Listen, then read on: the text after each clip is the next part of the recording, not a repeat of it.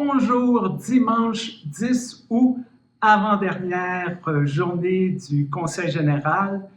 Aujourd'hui, j'aimerais commencer cette journée avec un travailleur de l'ombre, quelqu'un qui n'est pas habitué d'être devant la caméra, qui est plus habitué d'être derrière un ordinateur. Je suis avec Étienne. Pourrais-tu te présenter, s'il te plaît?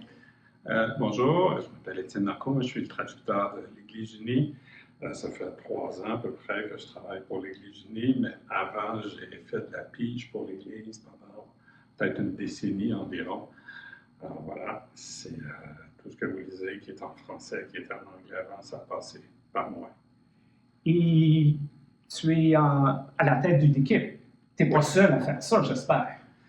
Oui, non, parce qu'il y a vraiment, à certains moments, surtout comme le Conseil général, il y a vraiment des masses de textes à traduire.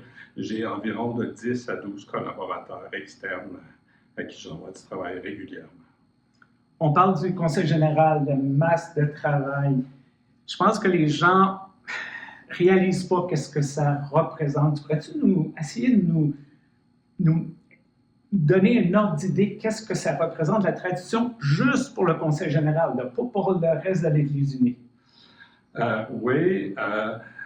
Premièrement, tout le site web, il y a eu plusieurs traductions en lien avec le site web, mais c'est difficile à quantifier, mais je peux vous dire qu'on a traduit à peu près une 60aine de propositions, plus les propositions de la voie à suivre, Way Forward en anglais, qui continue encore de rentrer, une 40aine de rapports.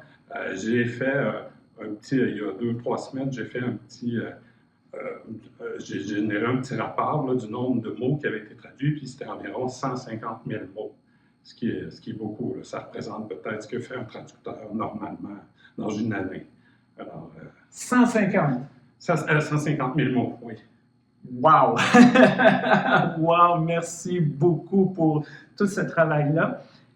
J'aimerais savoir, je pense que tu t'en caches pas, tu n'es pas un membre de l'Église unie, tu n'es pas une personne religieuse, comme moi je suis un pasteur, par exemple.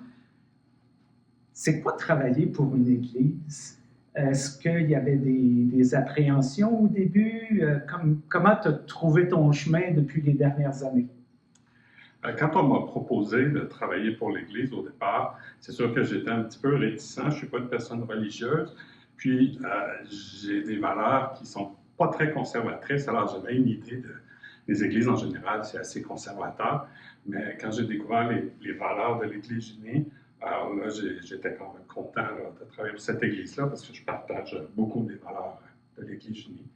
Alors, c'est ça. Puis, quand je fais du recrutement auprès de mes collaborateurs, collaboratrices, aussi, je prends le temps de le dire aux gens que c'est une église qui est très, très, très progressiste, une église féministe, une église environnementaliste, une église aussi qui est très ouverte à la diversité sexuelle, aux Autochtones.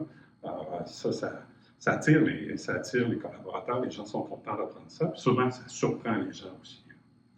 Bien, merci Étienne, puis ton travail de traduction n'est pas terminé, ça rentre, donc je vais te laisser repartir. Merci beaucoup Étienne de m'avoir accordé quelques minutes. Nous, on continue à couvrir les travaux du Conseil général. On se reparle très bientôt. Au revoir.